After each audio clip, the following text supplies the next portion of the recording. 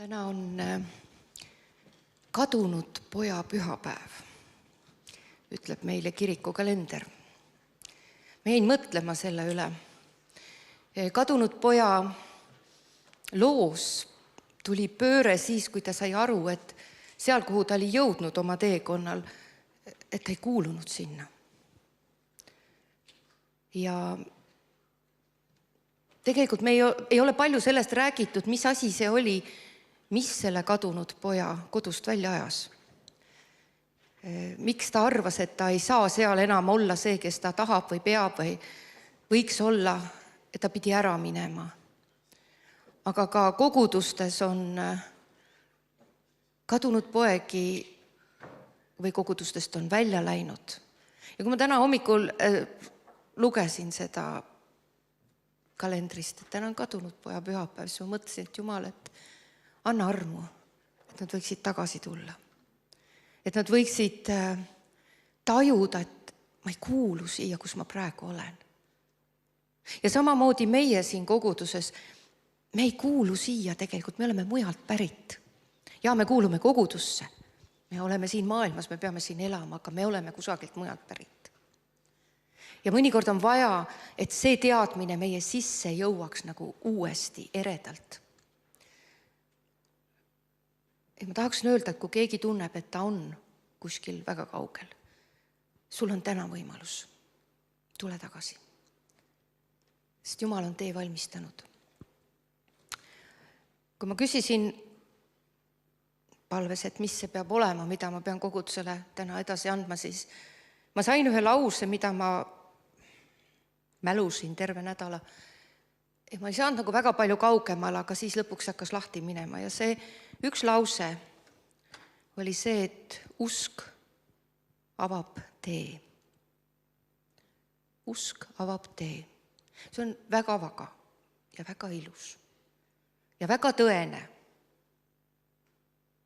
Aga mis see tähendab? Ja ma püüdsin hakata nagu aru saama ja kui Veiko käib metsas, siis mina käin mere ääres. Ja eile ma käisin mere peal. Ja see oli väga vinge. Ja kui ma oleksin noorem olnud, siis ma oleksin niisuguse hooga ja mürtsuga hüpanud sealt kaldavallilt sinna jää peale ja läinud ja mõtlesin, et oleks mul uisud või oleks mul tõukekelk, ma saaks lennata, sest seda jääd oli silmapiirini. Mine nii kaugele, kui tahad. Aga mina selle asemel astusin ettevaatlikult, töts astmeid otsides ja jää peal ka niimoodi ettevaatlikult, sest vaata vana inimene ei taha kukkuda enam. Ja siis ma mõtlesin, pekki, ma tahaks lennata. Ja see on mingisugune selline võrdum tegelikult. Ja mõnikord oleme ka need töts ettevaatlikult ja mõistlikult, aga tegelikult me võiksime lennata, vähemalt vaimus. Nii et tule tagasi selle juurde, mis sa oled ja kes sa tegelikult oled. Ja mul see lause nagu moondus või muutus üheks küsimuseks. Ja see on see, et kas sa oled valmis hüppama? Tänases maailmas inimesed ei oska varsti enam elada, ei oska otsustada, ei tea, mida teha. Ja Jumal ütleb, usk avab tee. Ta näitab sulle midagi. Küsimus on selles, kas sa oled valmis hüppama ja kas su usk aitab sul hüpata. See on vana juba kiriku ajaloost tulnud väljend usu hüpe. Kierkegaard oli vist see, kes esimesena selle nagu esile tõi. Nüüd sellises kontekstis ja meie usu vundamendis kõige otsustavam on see, mida me Jumalast arvame, milline ta tegelikult on. Ja mida me tema kohta üldse usume. Ja täna ma võib-olla mitu korda ütlen sulle, et tee oma mõistuses, tee oma mõtlemises väike inventuur. Tee seda praegu näiteks, milline su Jumal on, mida sa usud tema kohta, päriselt, ausalt, reaalselt, just sinu jaoks. Ja siis mõtle selle peale, et kui palju sa tegelikult usaldad. Kas nii palju, et sa oled nõus jätma kogu selle eelneva isegi oma elukogemuse või valukogemuse või loogika. kas sa oled piisavalt usaldav, et teha üks hull hüpe? Ja ma arvan, et sellise traditsioonilise või teoreetilise või mõistuse usu peale me hüppama ei hakka. Me ei usalda, sest meie loogika, meie arusaamised, meie mõttemaailm, eriti isikliku elu valikutes, ei taha hüpata, me pigem vaigistame Jumala hääle. Sest see tundub kandvam ja see tundub nagu mõistlikum.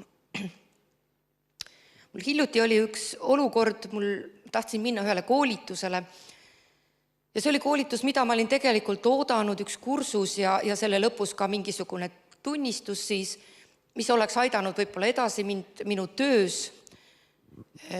Ma ei olnud saanud seda kuskilt välismaalt hankida ja lõpuks see oli Eestis. See oleks kinni pannud hulga minu aega ja ka võtnud päris korraliku summa. Aga ma tundsin, et vot nüüd just see on tulnud minu õue peale, nüüd ma haaran sellest võimalusest kinni. Ja samas oli tulnud kogudusele sõna, et nüüd on hingamise aeg, nüüd on taastumise aeg, nüüd on taaslaadimise aeg. Ja ma teadsin oma sisimas, et ma tegelikult peaksin lihtsalt tegema ruumi Jumalale ja jätma vabaks. Või ma kuidagi aimasin seda. Aga seal samas oli see, et nüüd haara kinni võimalusest ja mu mõistus hakkas kohe tööle, et ei ole ju tark, et sa kõik oma võimalused ära annad ja munad ühes korvis ja teate kõike seda lugu, eks ole. Ja siis oli see koht, kus ma pidin Veiko käest iseloomustuse küsima ja kirjutasin talle sinna, et tead, kui Jumal sulle veel midagi ütleb, et ütle mulle seda ja siis ma juba vahepeal loobusin ja siis tuli see uuesti üles, mõtlesin, et ei, ma ikka lähen. Ja siis üks päev enne, kui sai pabereid sisse anda, ma saan Veiko käest kirja, et tead, asi on kahtlane. Ja see oli see viimane hetk, mis aitas mul tegelikult loobuda ja kohe, kui ma olin selle otsuse teinud, ma siiski ei lähe. Jumal, sina tead, kas mul on vaja koolitust, mida mul on vaja, kus sa selle organiseerid, mis raha eest, sina tead, aga mina annan vabaks. Ja siis tuli selline rahu. Nii et tegelikult võib-olla oli Veiko see, kes aitas mul hüpata. Oli Jumal see, kes saatis selle sõna õigel ajal. Aga minu jaoks oli see õhkuminek selles mõttes, et ega ma ei tea, mis nüüd edasi saab, aga ma ootan huviga ja mul ei ole nagu hirmu, vaid mul on rahu. Praegu meil kõikidel tuleb teha päris palju usuhüppeid.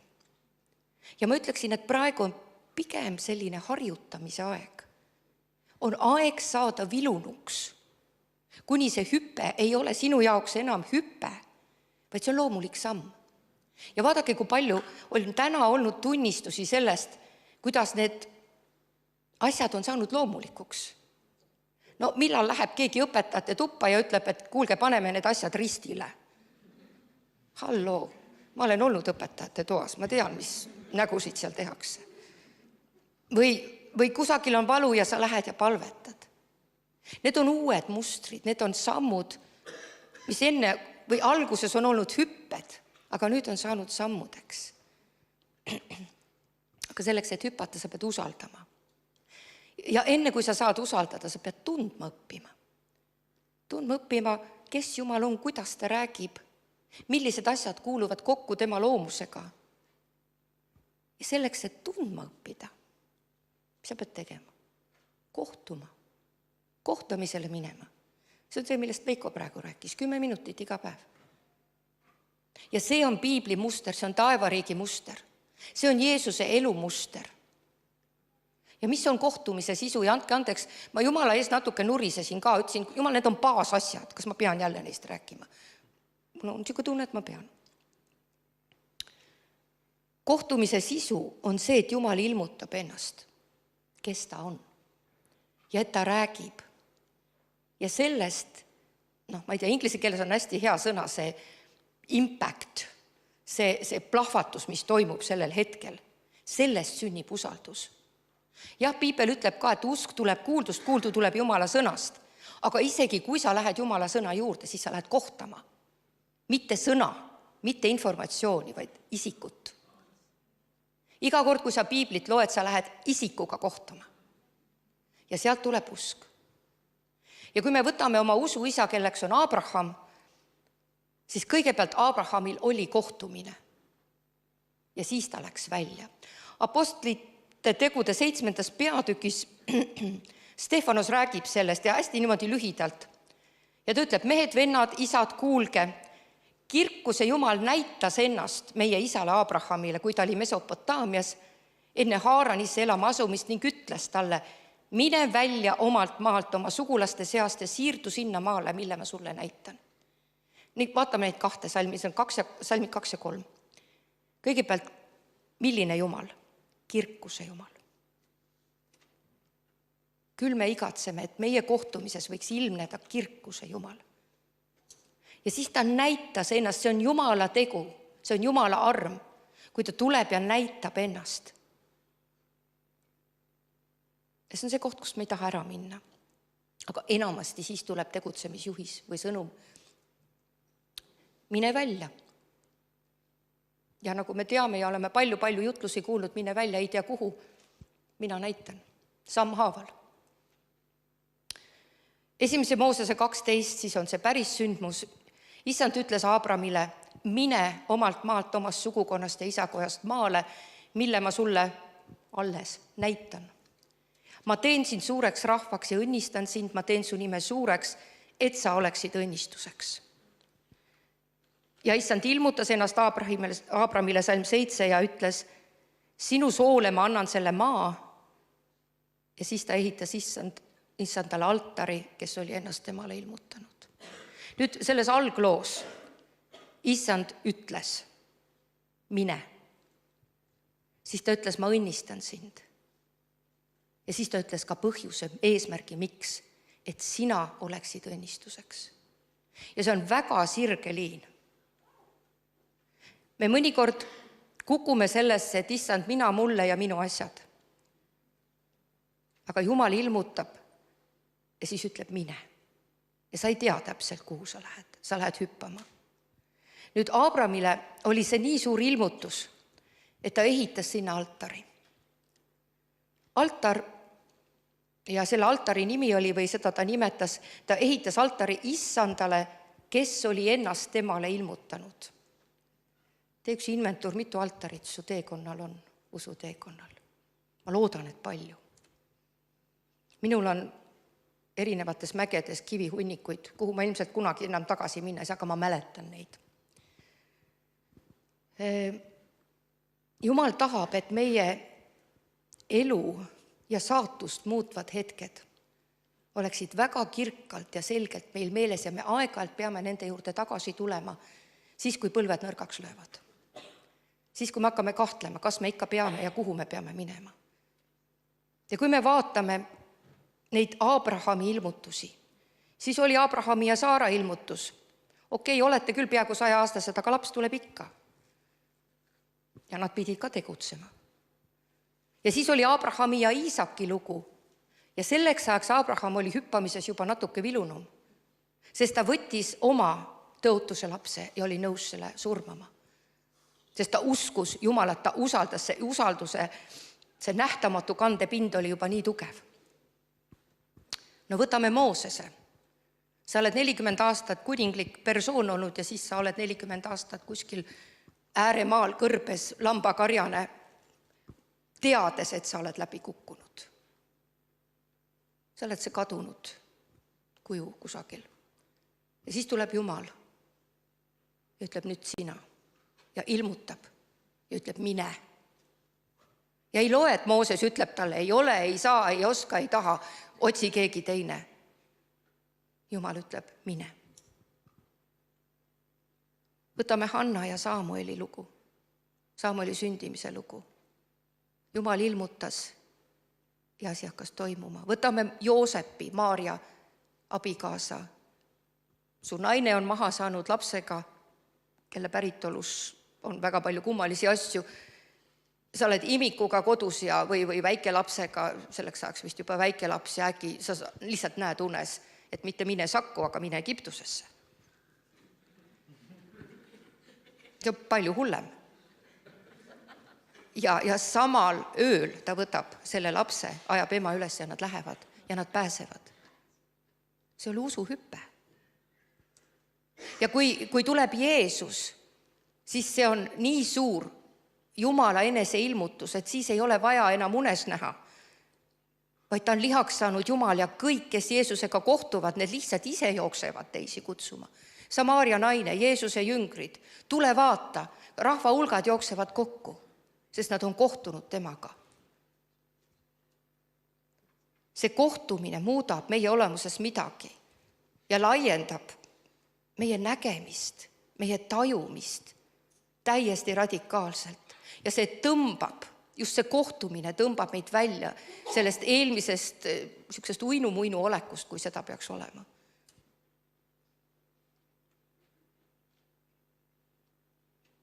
See kohtumine on millegagi, mis on pärit sealt, kus sina oled pärit. See on võimsam, väelisem, kaunim, tõelisem, elavam, kirkam. See on otse, kui sa saaksid seda õiget verd või seda õiget DNA-d korraks tajuda, mis sa tegelikult oled. Ja on absoluutselt loomulik, et sa igatsed siis täiega see olla, sa igatsed sinna tagasi. Lewis on sellest palju rääkinud. Ja kui see igatsus saab sinus võimus, siis sa teed neid tegusid, sa lähed selle lõhna järel, ükskõik mis sees on. Ja siis tuleb see altar, sest sa ei saa unustada. Ja siis sa julged hüpata. Minu elus on olnud selliseid kohtumisi ja see on vana lugu ja ilmselt paljud on seda kuulnud, aga seekord mul oli tunne, et ma pean jälle rääkima. Enne kui meie 4. laps sündis, olin ma ühel hetkel ääretult õnnelik Jumala ees ja samal hetkel sain aru, et mul ei olegi Jumalat vaja, mu elus on kõik nii hästi. Ja ma sain aru, et ma olen põrgusse. Sellepärast, et ma teadsin, et see on vale hoiak. Ja siis ma olin seal Jumala ees ja ütlesin, et Jumal, tee mida iganes, aga kinnita mind enese külge. Ja sellele lisaks olin ma Jumalale öelnud, et tead, 3 last ja 10 aastat kodus on tore küll, aga ma tahaks nüüd tööle tagasi minna ja karjääri teha. Ma ikka olin harjunud Jumalaga nii rääkima ja selle palve peale tema hakkab mulle rääkima, aga mina tahan sulle veel ühe lapse anda. Ja räägib ja järele ei jäta. Isegi Mart räägib mulle sellest. Go figure. Ja siis ma viimaks ütlen, et Jumal, kui sina tahad anda, siis mina ei julge vastu olla. Aga vot need tingimused, põhimõtteliselt see, et ega ma kõiki kaitseid ära ei võta, et siis ta peab ka tulema imeliselt. Ja ta tuli 6 aega peale seda jah-sõna. Ja siis tuli mitu ilmutust ja prohvetisõnumeid. Ja need olid väga täpsed, need olid sellised, et Jumalal on väga hea meel, et ma olen lubanud sellel lapsel tulla. Kust pidi inimene teadma Saksamaal, et ma selliseid palveid olen palunud omavahel Jumalaga. Ja siis tuli see prohveteering, et see on Jumala kingitus meie perele. Ja kuna ta on kingitus, siis ta on poiss ja ta nimi on Joonatan. Sest Joonatan tähendab Jumala kingitust. Ja siis sünnib see laps väga suurte komplikatsioonidega ja selgub, et ta on täiesti eluvõimetu. Tema aju on hävinud, ta on üleni krampides, üleni halvatud, 0 prognoosiga. Ja meile öeldakse, andke ära. Teil on 3 tervet last, minge elage oma elu, ärge rikkuge ennast oma elu ära ja meilt survestatakse. Ja see oli hüppekoht. Sest Jumal oli öelnud, mida tema tahab. Aga ma ei olnud sellist kingitust oodanud. Ma olin parimas tööeas. Väiksed lapsed olid suureks kasvatatud. Ja Jumal ütles, et nüüd sinna, mine. Me ei andnud teda ära. Ja selle asemel, et öeldi, et võib-olla ta elab 1 aasta, elas ta 14 aastat. Ja selle 14 aasta jooksul oli korduvalt neid kohti, kus arstid ütlesid, et nii, nüüd me oleme talle pannud kinni lastekodus koha, sina oled juba oma mikroinfarktide ja kõige muuga, sul on tervis läbi, aitab, me võtame ta ära. sellel ei ole perspektiivi. Ja taas ma pidin minema sinna ilmutuse kohta, ütlema, et ja Jumal ütles, mine edasi. Mooses koges teistsugust või ütleme Siinai mäel, Joonatani loo lõpetuseks. Kui ta siis suri, siis teate, juhtus see, et ma hakkasin neid õnnistusi, mis juba tema eluajal meie koju tulid. Ma hakkasin seda kingitust alles lahti pakkima. Ja selle Jumala kingituse õnnistused kannavad meid tänapäevani. Jah, sellel oli hind, seal oli kannatus, mu tervis läks. Mitmes osas oli ka hinda vaja maksta. Aga ma pakin neid õnnistusi lahti siiamaani.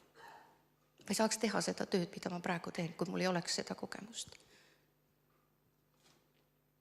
Nüüd Siinai mäest tahtsin rääkida. Seal oli koht, kus Jumal kutsus inimesed enda juurde. Ja Mooses läks, aga rahvas nähes Jumala olemust, seda, et mägi värises ja välgud ja mis seal oli, see võis kohutav olla tegelikult looduse poolest. Ütles, et meie ei tule. Mine sina ja räägi meile pärast, aga selle Jumala juurde me ei taha tulla. Ja nad jäid alla lagendikule. Aga mis juhtus oli see, et kui nemad jäid alla, siis nad juba selle kuu aja jooksul või natuke rohkem, 40 päeva, mis Mooses oli seal, nad kukkusid ära, nad jõudsid ebajumalateni. Nii et tegelikult iga valik on tulemusega. Jällegi tagasi sinu inventuuri juurde, milline on sinu Jumal?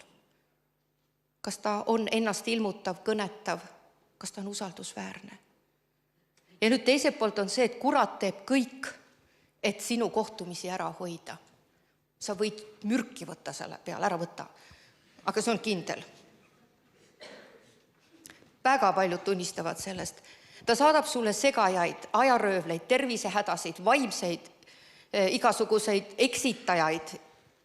Ta lihas kiusab sind, su tervisega, su emotsioonidega, ta hirmutab sind. Asjad tulevad X kohast, ei tea miks, täiesti imelikud. Kõik sellepärast, et sa jõuaks sinna altari juurde. Ja see on praegu võitlus ja sa pead teadvustama, et see sama 10 minutit, millest Veiko praegu rääkis, sa pead võitlema ennast selle juurde. Ja ära sa imesta, et kui see võitlus hakkab. Sest mida kahvatum ja kõhetum on sinu Jumala pilt, seda vähem sa oled valmis, seda hüppama, seda vähem sa üldse jaksad Jumala peale mõelda. Kurat ei taha, et sa kohtud, et sulle tuleks meelde, et sa oled pärit kusagilt mujalt, et sa oled hoopis keegi teine olend, et Jumal on sind kutsunud, et see üleloomulik kirgas ja hämmestav ja õnnestav ja täiuslik maailm, kuhu sind on tegelikult loodud ja kuhu sa kuulud, et see on see koht, kus sa ükskord hakkad valitsema koos Jeesusega. Unusta ära, ütleb ta. Vaata see häda ja teine häda ja need asjad ja need mured ja juba homme on arved vaja maksta ja vaata kütusarved veel, milline see on. Kuidas sa oskad, kui sa siin ei harjuta seda valitsemist, seda minekut, seda hüppamist koos Jumalaga? Ja see on palju tähtsam praegu see, et sa oled valmis neid samme tegema, kui need asjad, mis karjuvad, isegi see kütusarve. See on hüppekoht. Ma praegu julgen öelda, ma ei tea, mis ma oma elus teen, kui mingid siuksed asjad tulevad. Ja Paulus ütleb, et see on nii imeline see, mis seal teisel pool on, et ma tahaks ära minna, ma oleks kohe valmis ära minema. Muideks, kui me Veikoga üks esimesi kordi kohtusime, see oli sama, mis sa ütlesid. Ma tahaks parem ära minna. Aga veel ei lubata. Ja kurat ütleb, unusta ära oma altarid. Nüüd mõtleme korraks Vana Testamendi peale. Sel ajal inimesed ei saanud iga kell Jumala ette minna. Nad veel vähem said nagu kuidagi öelda, et Jumal, ma nüüd tahan tulla. Neil oli võimalus minna templisse, kui ohvrid olid ohverdatud. Ja pealegi teadsid nad, et iga kohtumine Jumalaga võib neile surma tuua. Neil ei olnud lugusid teistest. Aga iga kohtumine oli nende usutoit, mis kandis mõnikord aastakümneid. Ja nad ootasid neid väga ja nad olid nõus tegema mida iganes, isegi Jumala rahvast väljapool olevad rahvad. See kohtumine oli nii oluline nende jaoks. Meie oleme meeletult suuremas eelisseisus. Meil on kõik Iisraeli lood, meil on teadmine, meil on teiste inimeste lood. Meil on Kristus teinud tee, me ei pea isegi ohverdama mitte midagi, me saame lihtsalt minna kohtuma Jumalaga iga hetk ja me tohime seal kaua olla. Mitte 10 minutit, vaid võib-olla 2 tundi. Istuda su jalg ees, on üks laul, ma tahan istuda su jalg ees, juua karikast su käes, olla sinu lähedal, su südant tunda. Ja see on see, mis peaks põlema hakkama meie südamel. Nüüd, kuidas käib hüppeks valmistumine? Sa lähed, sest ta teab, et tema ootab. Vanas testamendis ootasid inimesed. Praegu tema ootab sind iga hetk, kui sa oled valmis minema. Ja sõna ütleb, mine ülistuse, tänu ja kiitusega. Mine tema väravatest sisse ülistuse, tänu ja kiitusega. Ja mõtle nüüd jälle inventuuri peale. Kui sa lähed, millega sa lähed? Kas sa lähed nimekirjaga, issand, tee mu elu korda, ela seal. Kui ma liigun eestpalveteenistuses siin ja teises kohas ja räägin inimestega hingehoias, siis enamiku palvete sisu on see, issand, minu need asjad, issand, minu teised asjad, issand, minu tervis, issand, minu lähedased, minu elu. Päästa mind kurjast, too rahu. Ja see on õigustatud, jah, me peame ka oma vajadused Jumala ette tooma, aga Piibel ütleb, et ta teab seda enne, kui me nendest rääkima hakkame. Siis mõtle, kuidas sa palud. Kas sa toetud tõotustele? Kas Jumala sõna tuleb nii-öelda alla selleks aluseks, mille peale sa oma palve rajad? Või sa palvetad oma tundetormist lähtuvalt? Jah, ma olen palju jutlustanud sellest, et tunded tuleb ka Jumala ette maha valada. Aga kui sa hakkad paluma, siis saad paluda tõotuste alusel. Ja kas sa pärast kuulad, mida temal öelda on? Sageli me tormame sinna trooni ette, ja tänu Jumal, küll on tore, et sa olemas oled, aga palun vaata need asjad praegu. Ja siis sa lähed ära ja sa ei kuula, mis ta ütleb. Ta ütleks sulle võib-olla, tee seda asja nii, või mine täna sinna, või jäta see asi hoopis tegemata. Nii et tegelikult meil on niimoodi üldisemalt võttes kogu aeg valik, kas me nagu oma mustrid kasutame, või me praegu õpime taevaseid mustreid. Nende järgi minema. Ja kui sa küsid, miks ma pean seda praegu õppima, siis tuleta meelde, kust sa pärit oled. Tuleta meelde, mida Jumal Abrahamile ütles. Ta tahab sinu läbi õnnistada kõiki rahvaid. See on tema plaan, selleks ta sulle on elu andnud. Selleks ta on sind kutsunud, selleks ta on sind päästnud, selleks ta on su kogudusse toonud. Et sinu läbi õnnistada teisi. Väes meelevallas, et sa oleksid tunnistaja, nii nagu me oleme täna jälle kuulnud. Ja ära siis kuula seda seal nurgas, kes ütleb sinu elu, sinu asjad, sinu õnn. Jumal on, või kuidagi meie vabadus valida on praegu väga kõvasti kaalukausil. Ja kui loomises Jumal ütles ja see sai, ja Jumal ütles ja see sai, siis kui ta inimese tegi, ja Eeva tegi ka veel. Ja siis ta ütles, teil on nüüd vabadus valida. Kas sa tahad või sa ei taha? Puu ei saa valida, mis puu ta on, kus ta kasvab, mis seemneid sealt tuleb. Loomad ei saa valida. Aga meie saame. Ja see on see, kus see sõda käib. Võib-olla sa siis ütled, et Jumal, mitte minu elu see teine kolmas asi, vaid Jumal, kuidas ma saaks sulle veel ligemale? Mis on täna sinu tee? Mida sa täna oled mu päeva pannud? Tule püha vaim ja võia mind, täida mind, varusta mind. Mis on see koht, kus ma täna pean arenema? Jumal, mis on need hääled, mis mu elus ikka veel liiga kõvasti tuututavad? Mis on need sidumised, millest ma lahti ei saa? Issand, tule appi. Et sa nagu sissepoole käid Jumalaga kaasas oma arengus. Sest mida ta teeb? Ta valmistab oma pruuti. See on Jumala töö, et sa muutud. Ta tahab teha su sees asju, ta tahab muuta su käitumismustreid, su suhtumisi, su nägemist, su hingamist, su vaatamist, su tegusid. Aga sina seda ei tee. Ja see on see järgmine lõks, mille kurat sulle paneb, ütleb, no pinguta, hüppa, tee, ise punnita. Sest siis sa oled masenduses ja arvad, et ei tule välja ju, ma ei hüppa kuskile. Aga kui sa oled seal sinu ligiolus, kus kõik muu saab tühiseks, siis sa muutud. Ja see on ka Jumala sõna. Ja sa ei tea, kuhu see tee viib, kui sa hüppad. Sest kui sa hüppad, siis sul enam kontrolli ei ole. Sellega tuleb leppida, sellega tuleb arvestada. Ja see ei ole hirm, vaid see on, paljud on öelnud, et nii põnevas ajas elame. Kui sul on piisavalt usaldust, siis see on põnev. Jah, see võib olla ka kohutav ja nagu Peter Norberg ütles, seal võib olla ka kannatus ja me teame seda, et kõik teerajad ei ole mäetippudel, vaid on vahest ka väga sügavas orus. Meil tuleb oma risti kanda. Aga kui sina hüppad, siis Jumal on see, kes võtab su kinni. Siis tema on see, kes kõige muu eest vastutab ja korraldab ja varustab ja teeb. Kui sina kinnitad ennast talle, siis tema ütleb, ta on tõotanud, nõudke esiti ja kõike muud mantakse teile. Hebra 11.8 ütleb, usus oli Abraham kuulekas, kui teda kutsuti minema paika, mille ta pidi saama pärandiks. Ja ta läks välja, teadmata, kuhu ta läheb. See oli Abrahami hüpe. Et välispidiselt see kutsumine muudab ka kogudust. See on teistsuguste hullude kamp väliselt vaadates. Päriselt. No kes palvega ravib haigusi või palvetab suhteid terveks või kes teeb heategusid vaenlastele ja ei maksa kätte ja ka täitsa.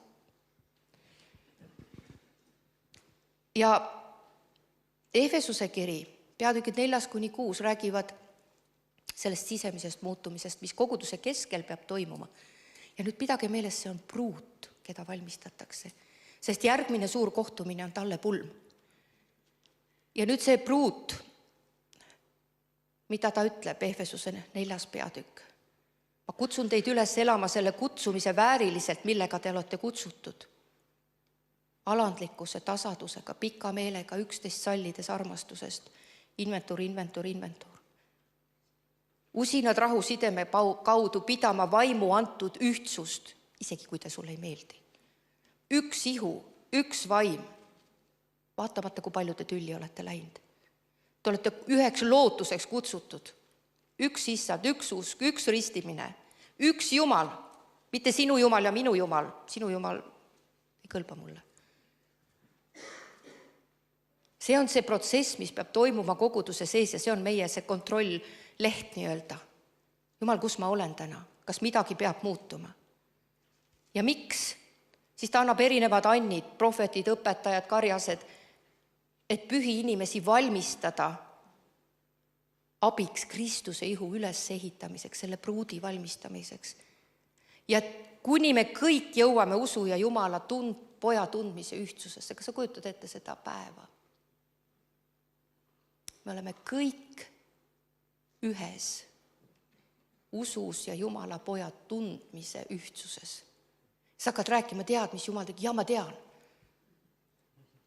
Vaata, mulle ta tegi seda. Ja ma kuulsin. Ma tean teda ka. Kujutage ette, ma ei kujuta ette, ma parem ei fantaseeri. Siis ta ütleb, et ei oleks enam väetid lapsed, keda pillutatakse ja kõigutatakse erinevates õpetuse tuultes ja inimliku pettemänguga kavaldatakse eksitusse.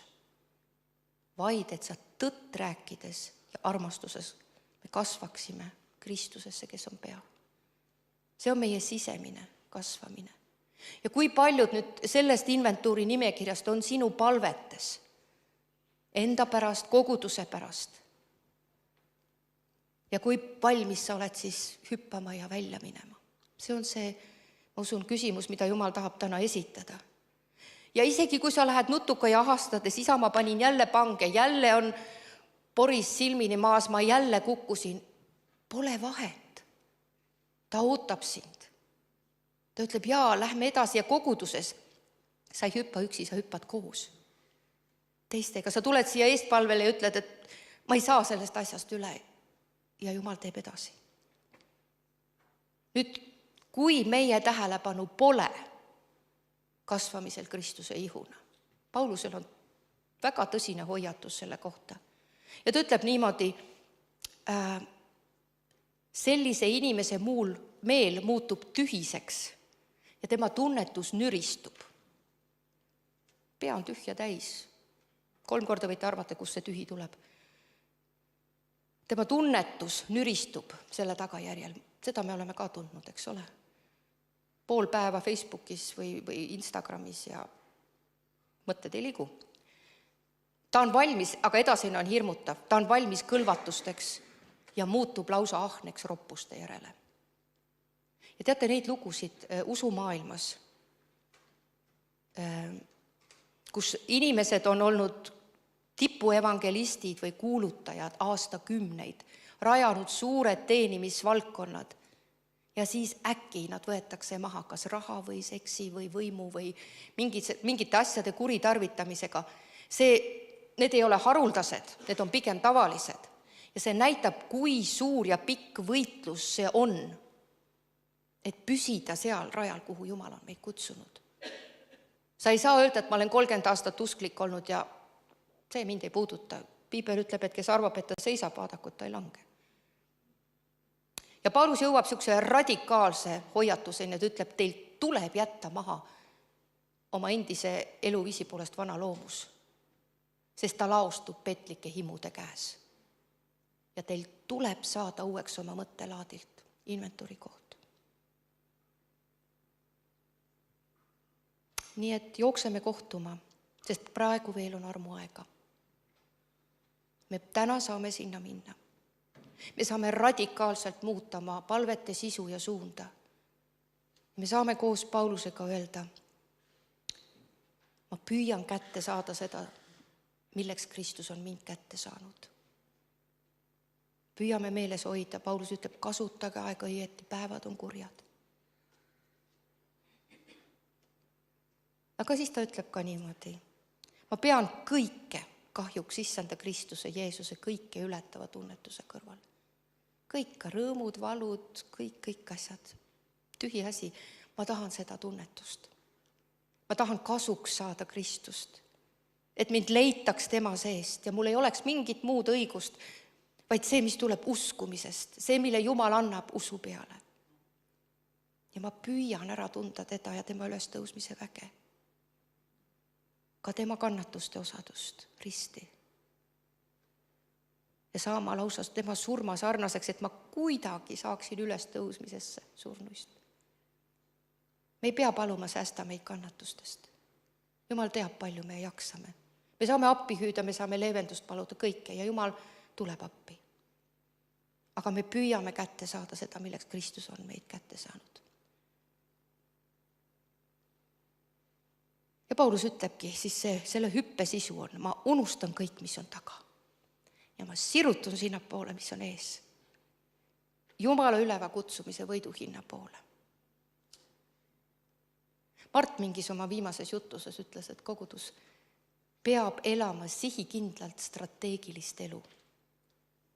Meie isiklik usuelu peab olema sihikindel, sihitud ja strateegiline.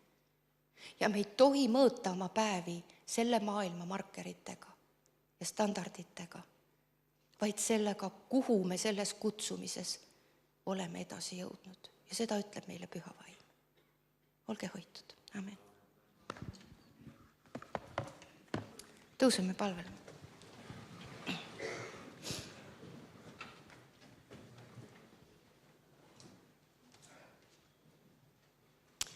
Isa, ma tänan sind, et meil on armuaeg.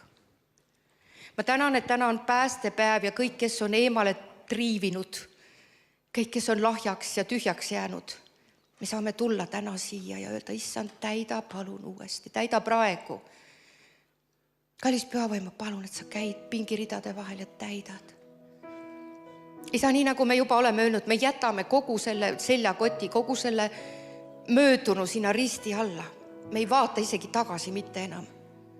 Ja kui kurat tuled ütlema, aga mäletad, see oli nii valus, siis sa ütled, ei mäleta. Isand, sest me tahame sind. Mina tahan sind. Isand, ma tahan julgeda hüpata. Ja me tahame lennata sinuga koos. Isand, kui sina praegu paned sõrme inventuuri lehtedele ja ütled, vaata siin ja vaata siin. Siis ma palun, kallis püha vaim, et sa annaksid nii palju rõõmu, et me rõõmuga ütleksime, jaa, palun, võta see ka veel. Ja isand, ma palun, et see siin ei oleks emotsionaalne hai,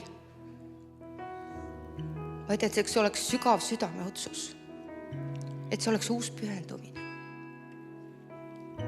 Et sa võiksid täie usaldusega öelda, Jumal, mida iganes, aga ära mine ära. Tõmba mind enesele ligi, nagu Mooses ütles, kui sinu pala ei tule, siis ma ei liigu. Seda me palume, seda me igatseme. Ja ma tänan, et me ei ole siit maailmast. Et sina viid meid koju. Ja sina õpetad meid valitsema. Sa treenid meid ja me saame usaldada sind kui treenerid, sind kui isa, sind kui ema, sind kui armastajat, sind kui tervendajat. Sind, kes võtab ühe põrmu hunniku ja teeb sellest midagi imelist ja paneb selle sisse surematu vaimu. Isa, me ülistame sinu imelisi tegusid. Tänu ja kiitus sulle. Isand, julgusta igat ühte praegu. Jumal, me pühime ära häbi. Me pühime ära süütunde. Me pühime ära kõõrdipilgud, mida inimesed kardavad.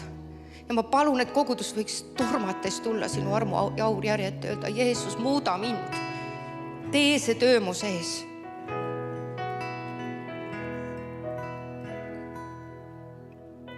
Aita meid, issand. Ja Jumal, mina ei tea, kuidas sa kogudusest pruudi teed, kes sulle kõlbab, aga sa oled öelnud, et sa teed. Ja sellele me paneme oma lootuse. Ja me tahame tulla talle pulma. Tänu, issand.